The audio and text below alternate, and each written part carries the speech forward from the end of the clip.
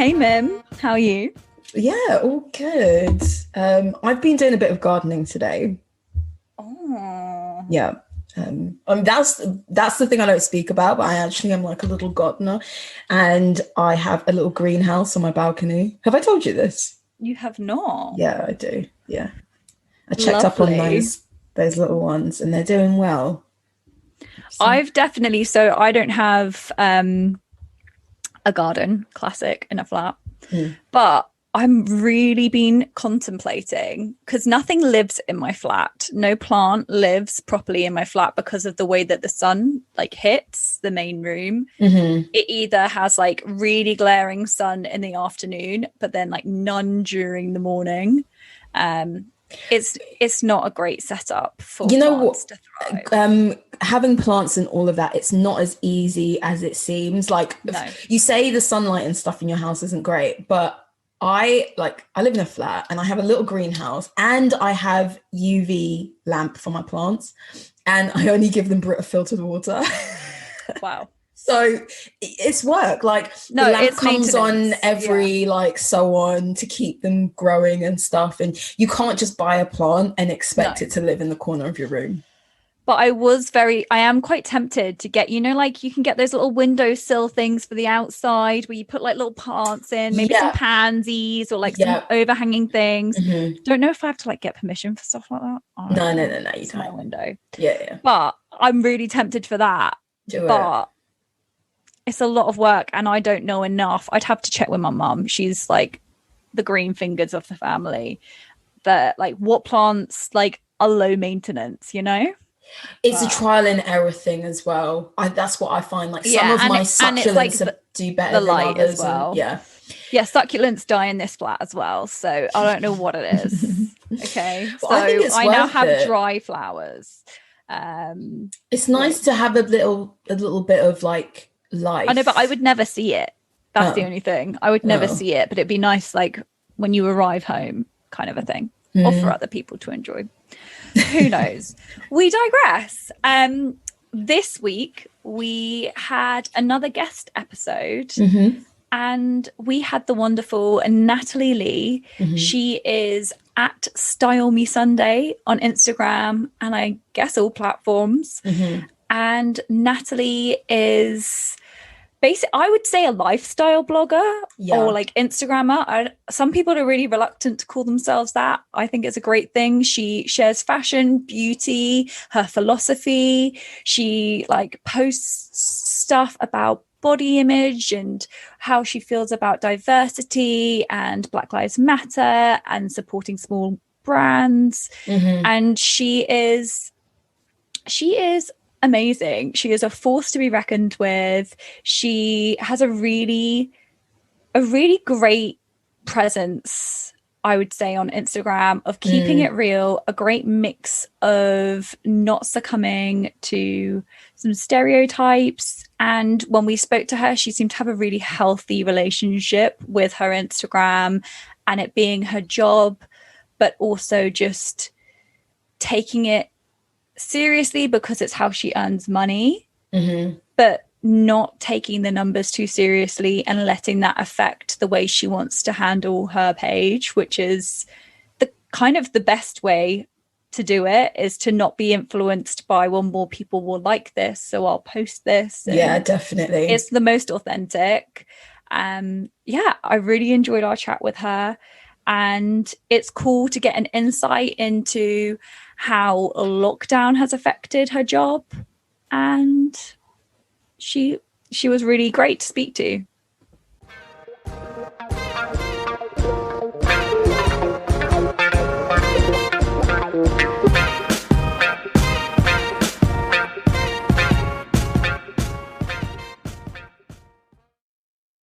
I don't know if you wanted to introduce yourself, Natalie, because I don't think we could do you justice.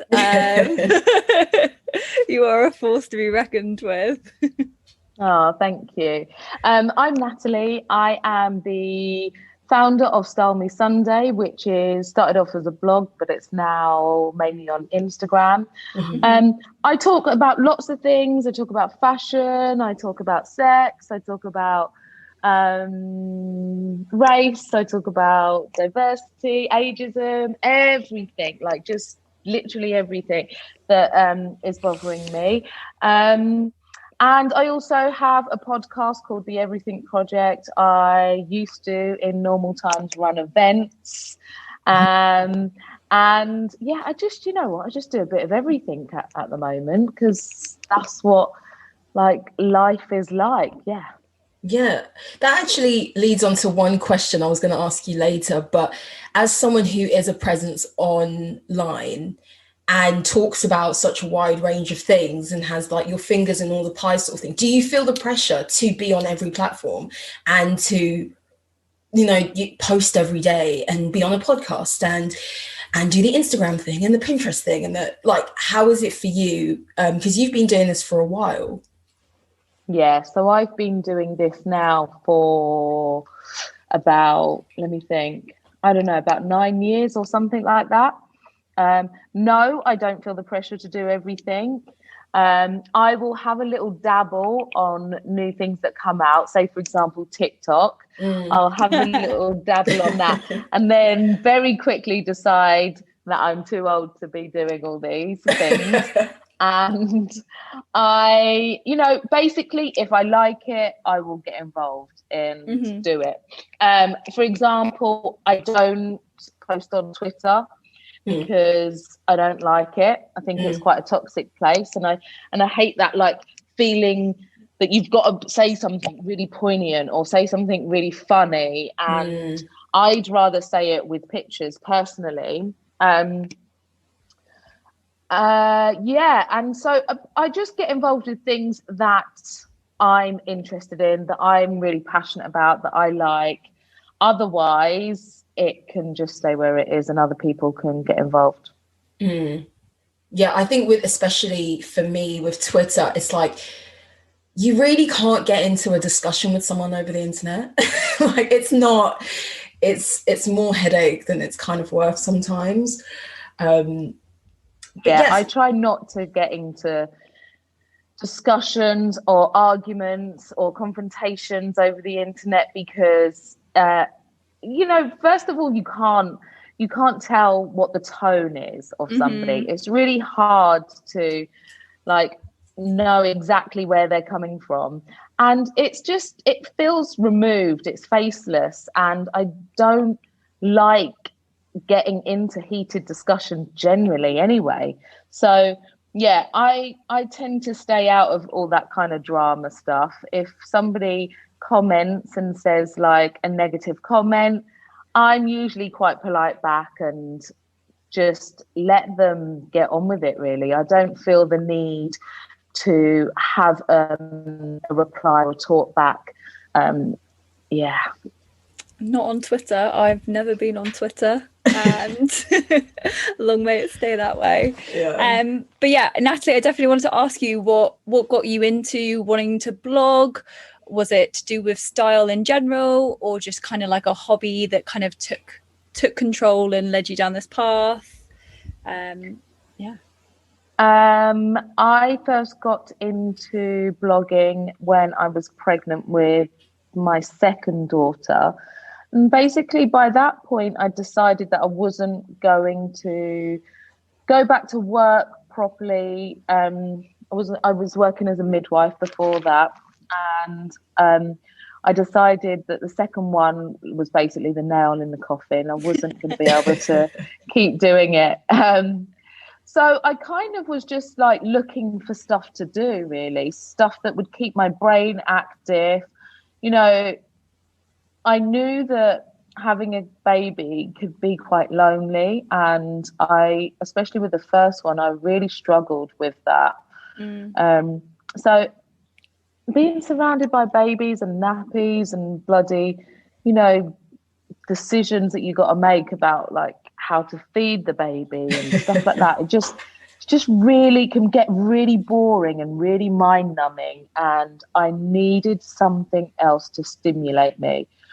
And I also didn't like spending loads of time with other women whose only topic of conversation was children and babies. It was boring as fuck. So I had to find something else that really interested me. I have always loved fashion, so it was kind of a natural thing for me to start up doing, and I just decided to that I really liked it. I'm a bit of a poser, so I love taking pictures of myself and I love posing, and I'm an introvert extrovert, so I like the sort of how can I describe it? I love putting myself out there. I love having a voice. I'm very extrovert in that way. You know, I don't care about sharing my naked self on the internet. But then again, in social situations, I'm quite reserved and I'm quite shy, and I kind of struggle a little bit in that sense. So this job is like the motherfucking dream. I love it. Amazing. That makes sense, because from what I've kind of seen is being, you know, an internet person and like kind of working for yourself can be really lonely. But following you on Instagram, you have morphed into like an Instagram baddie, where, as you said, like you post pictures of yourself in lingerie and talk about sex and things. So like I can completely see how that introvert extrovert thing plays out, kind of doing what you've been doing. So I've seen it really does. A recent post of yours, and it talks about people criticizing the sort of content when it comes to like your sexier pictures, and kind of what's been the reaction that you've got from people when you do put like sexy pictures out of like you and your knickers and things, and talk about, you know, racier topics. Kind of how's that experience been for you? So whenever I put any semi-nude pictures up, I always lose a whole load of followers. Serious? But but I like it because it like just like you can just move on. It kicks them out. Yeah, exactly. And always. I've just posted a picture just like 10 minutes before I came on here, and literally I just saw my numbers drop, but that's fine. It's absolutely fine. They do slowly start to go up again.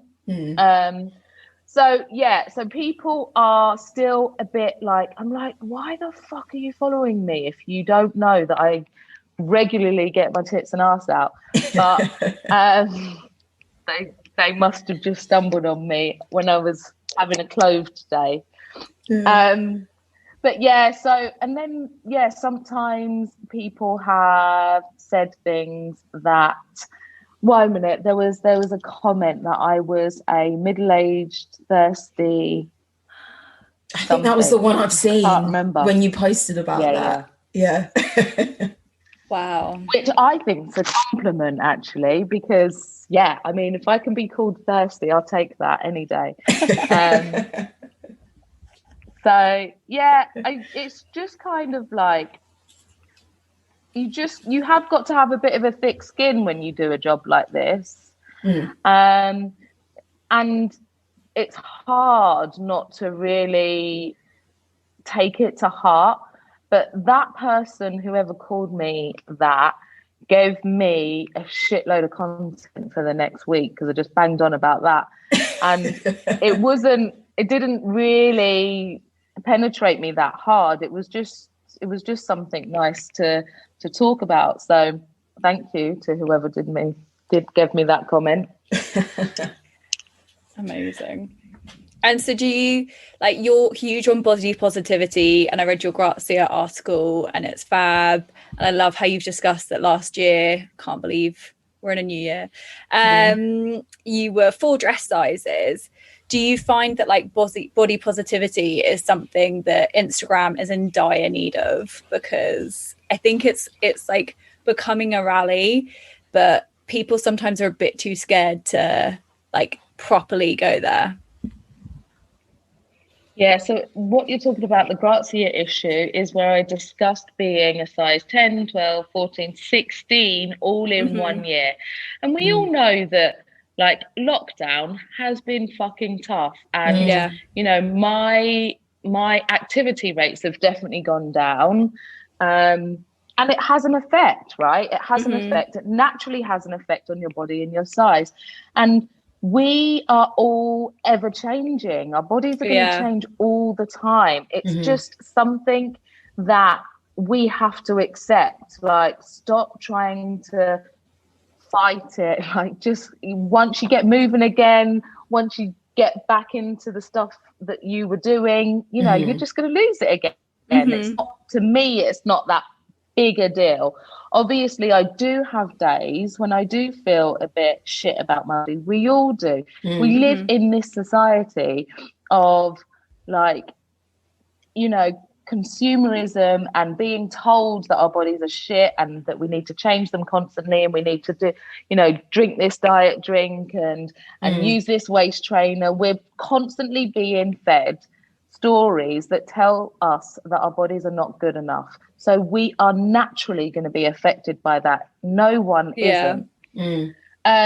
But do I think Instagram needs more of it? There's a lot of it on Instagram. I think one of the things that I've been a bit careful of recently is associating myself with body positivity, is because, you know, originally body positivity was started by Black people, fat people, and I'm a bit chubby, but I'm not fat. And there's a lot of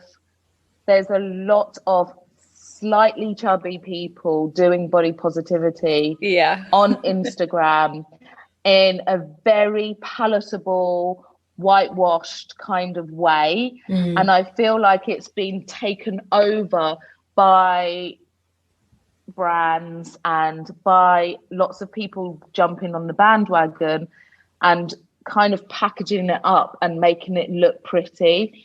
So I wouldn't associate myself with body positivity, but I do talk about, like, body confidence. I do talk about the effects of society on how we think and how we perceive our bodies. So I don't know if I've answered your question, but I think you all I try and do is talk about my own experience and talk about what's running through my head at that particular time, and if it resonates with people, then I'm really happy about that. I used to work, this is slightly off topic, but it kind of just brought it to the front of my mind. I used to work for a lingerie brand, and so I used to see women half naked all the time. We used to talk about bodies. It wasn't so much of a big deal. Lucky you. It was great. And and I used to think that very often a lot of us can give us the, like, oh, you know, critique ourselves too much about the way we look. But then at the same time, I've met so many women who just don't care and who like themselves for who they, and they wear thongs and bras and whatever, you know, lingerie like that. And I feel like people forget there are lots of very confident women out there. Did you have the same sort of, like, thinking when you were a midwife and you saw women in the most, like, I guess, vulnerable situation of their life, and, you know, they looked completely different to how they'd ever looked before, especially if it was their first baby, and a lot of these women were accepting of that? I don't know if sometimes it's a very online way of thinking, like, we have to be perfect, whereas when you branch out into the wider world, people are a bit more like, who gives a shit? Like, the stuff I don't like about myself, but I don't care.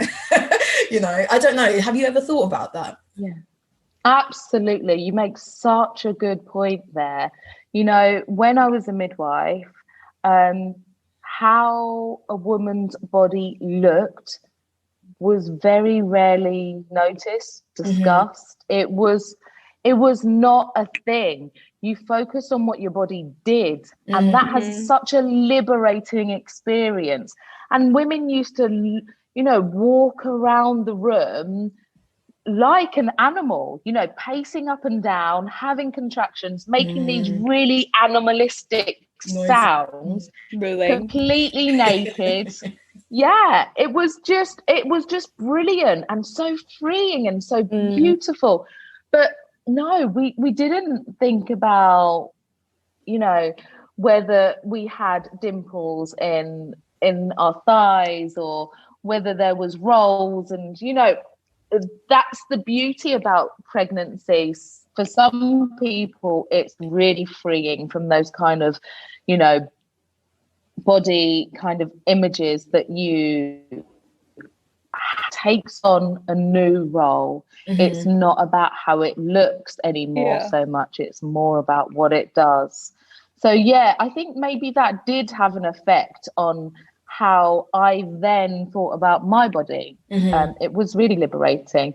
And yeah, it's a good point. It's a really good point. And Instagram, it can have quite a negative toxic effect, because you can fall down into rabbit holes and you can follow people who just look so good and who make you feel really shit about yourself. And, you know, I've got nothing against like fitness Instagrammers or anything like that. I think it's brilliant if that's what they want to do. But yeah, you have to be careful about your feed and what you're looking at, and just you know, make sure that you create it and be careful about how certain accounts make you feel. If they make you feel like shit, you just got to sift those ones out. For sure. I just random question. I've seen a few of your posts where you're roller skating, and I feel like other people I followed picked up roller skating last year. How is it going? Yeah, I've had roller skates for ages actually, but Instagram has definitely influenced me and got me to pick up my roller skates a little bit more. Talking about rabbit holes, falling down in a roller skating rabbit hole is deep and dark. It literally you can lose hours on it, but I fucking love it. I love everything that they do, and I just want to be doing all the tricks and looking really hot and really good on roller skates, but I'm not quite there yet. But yeah, no, I love it. I've bought my daughter, the eldest daughter, she's growing out of her roller skates. I've bought her a pair of roller skates, and then the youngest one has them. And the other day we went to Victoria Park, and they've got a skate park there, so she was having a go at all the ramps and stuff, and she was loving it. Yeah, it's really good. Cool. Going back to your Grazia article about the 4 sizes that you said that you were, do you think that the high street caters for all of those sizes? And do you noticed a different reaction on your Instagram depending on the size that you are? Because I think, as we spoke, like, we're so obsessed with sort of size, and I definitely don't think the high street caters for enough sizes. Like you said, like, I think the average size in the UK is a 16, and some shops don't even stock that size, which is wild.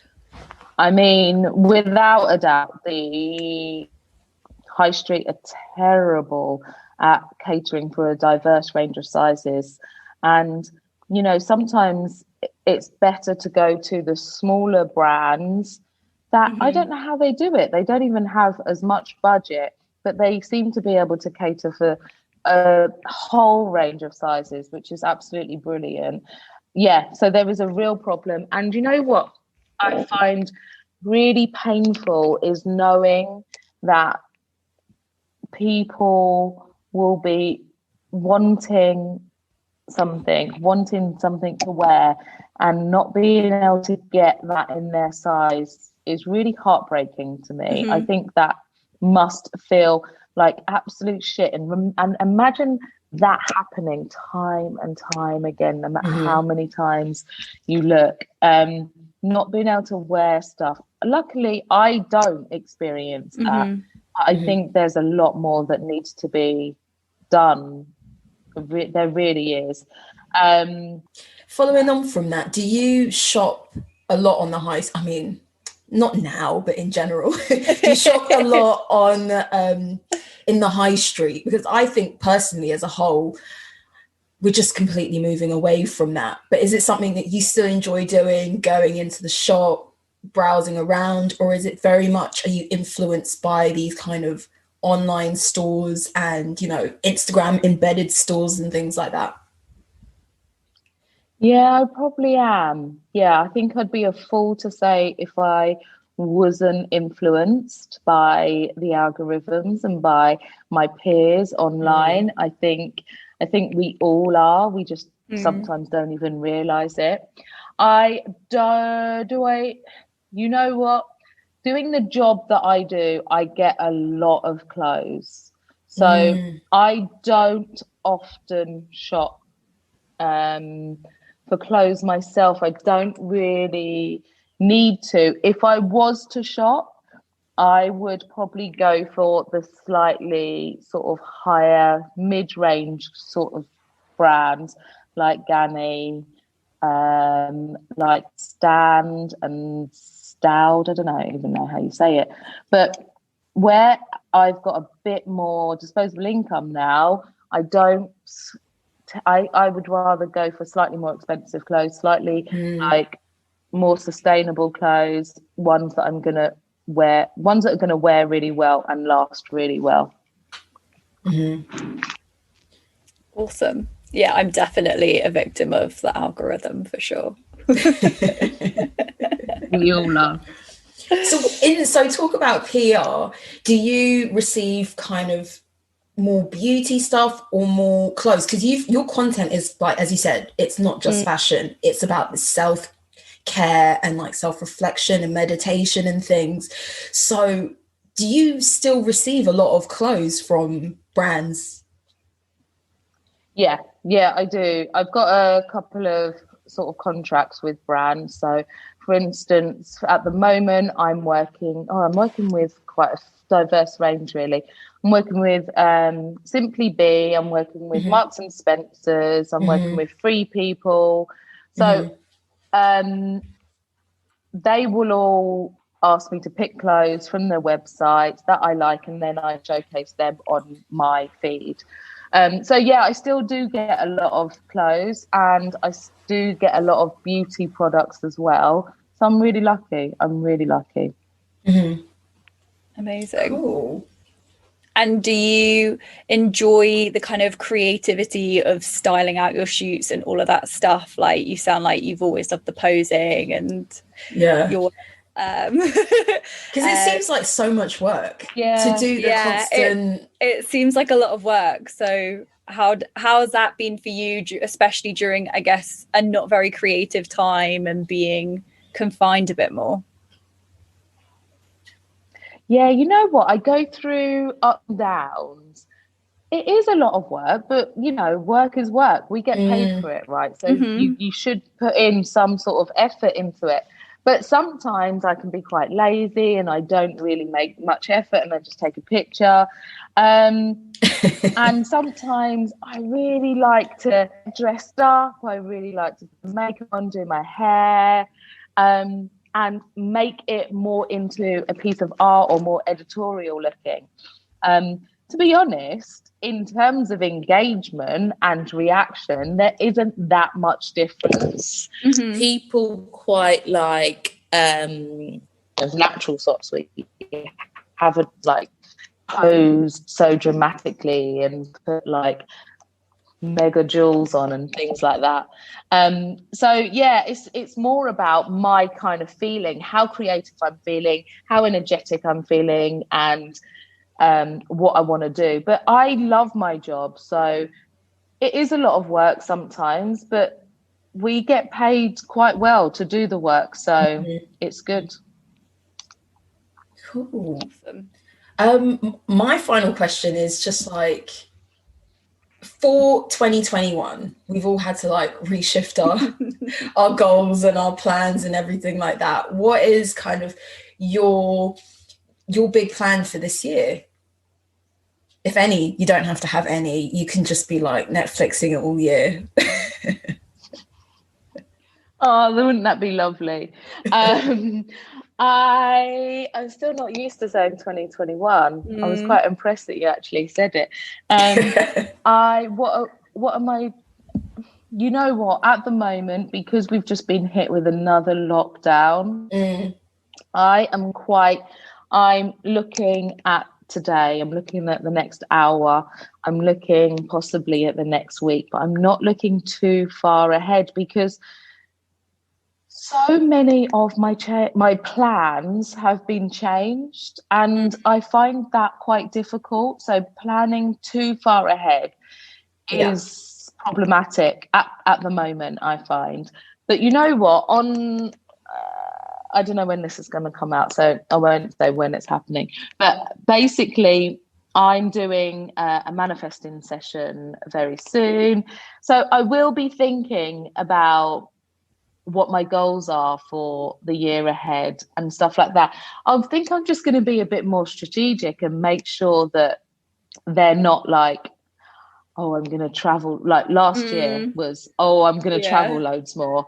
You know, I don't know if I'm going to travel this year or not. So that's probably not going to be on my like plans.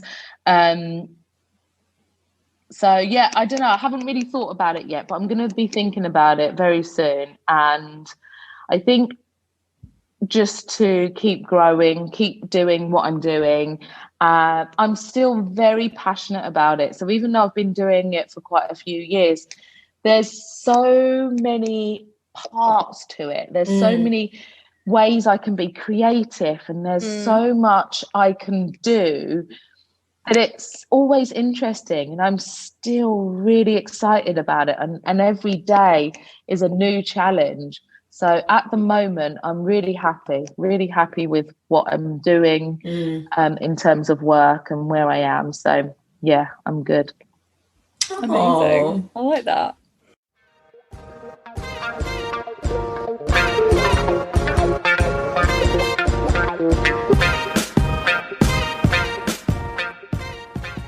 We interrupt this broadcast to remind you, go follow us on Instagram, Style Over Substance Pod. Shoot us an email, styleoversubstancepeak@gmail.com. Find us on YouTube, find us on Twitter. We've got all the links on our Instagram. You know what to do.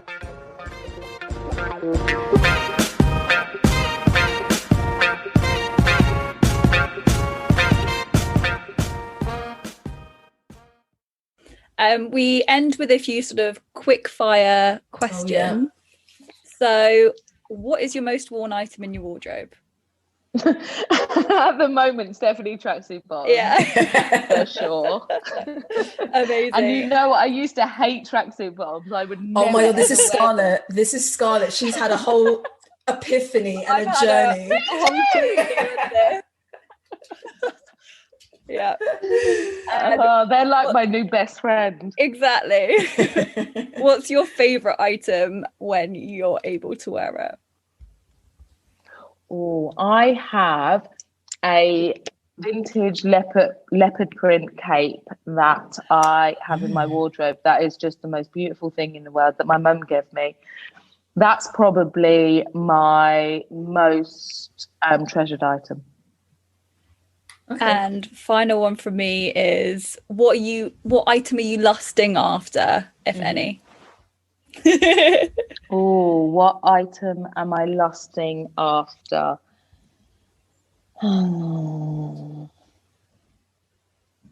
Can't think of anything at the moment. It's probably more so going to be like interiors at the moment, because I'm like surrounded by my house. I want to make my house really beautiful. Nesting. And Jonathan Adler is like I just love his homewares, and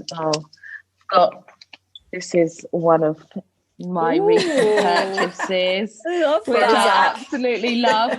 And it's basically it says Prozac. It's a Prozac jar, and that we put like sweets or biscuits in that. It's always bloody empty because everyone eats it really quickly.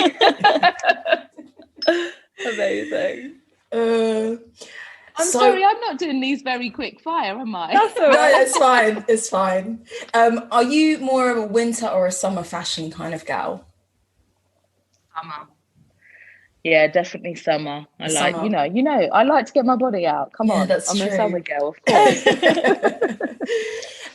Are you more of a makeup or a clothes kind of person? Ooh, both.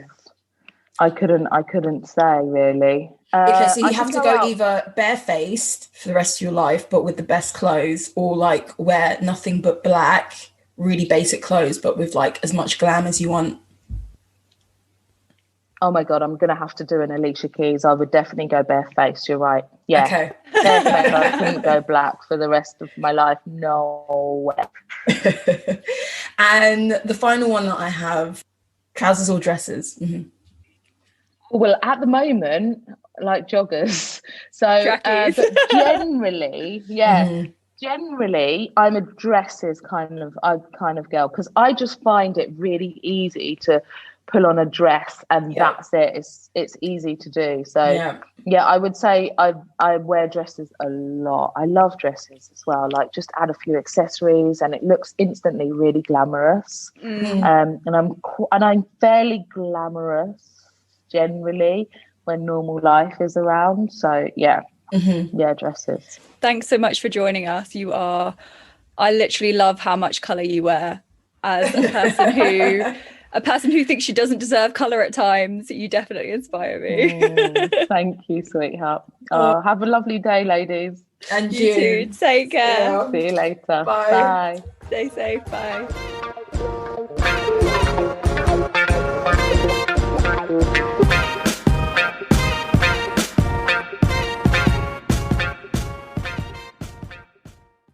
Yeah, so guys.